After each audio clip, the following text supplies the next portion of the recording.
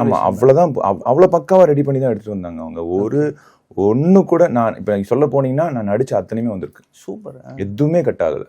அதுதான் அது அவங்களோட அந்த பிளானிங்கோட பியூட்டி. ஓகே.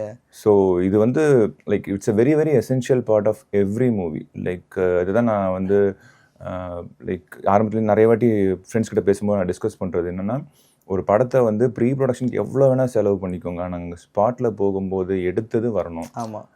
மேக்ஸிமம் தேவையில்லாத எடுக்கக்கூடாது அப்படின்றது தான் அது வந்து சுரேஷ் ப்ரோ வந்து ப்ரூவ் பண்ணிட்டாரு. ஓகே. நம்ம இந்த ஸ்கிரிப்ட், டைரக்ஷன், ஸ்டோரி அதுக்கப்புறம் வருவோம்.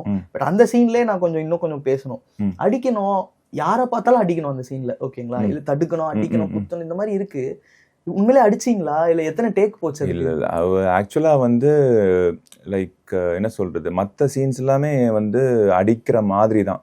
இந்த ஒரே ஒரு சீன், ஹீரோயினை ஹிட் பண்ற சீன் மட்டும் ஒரு ஃபுல் லைக் சிங்கிள் டேக் எடுத்தாங்க அது. ஓகே. ஸோ அது ரிப்பீட்டட் சீன்ஸ் போகும் இல்லையா, சிங்கிள் டேக்னும் போது போகும், டேக்ஸ் போகும். அப்போ வந்து அது ஒரே ஒரு லைக் மோஸ்ட்லி வந்து நம்ம அதை ஃபேக் பண்ணி தான் ட்ரை பண்ணோம். லாஸ்ட் ஒரு 2 டேக் தான் உண்மையிலேயே டங்குன்னு விழுந்துச்சு அந்த பொண்ணு. பாவம், சோறு எகிரி போய் விழும், அந்த அளவுக்கு வேணும் அப்படின்றதுனால தான் அது டங்குன்னு அது. பட் அவங்களும் பாவம் ரொம்ப பொறுத்துக்கிட்டு லைக் ஷீஸ் லைக் ரொம்ப நல்ல ப்ராமிசிங் ஆக்ட்ரஸாக வரக்கூடிய ஆள்.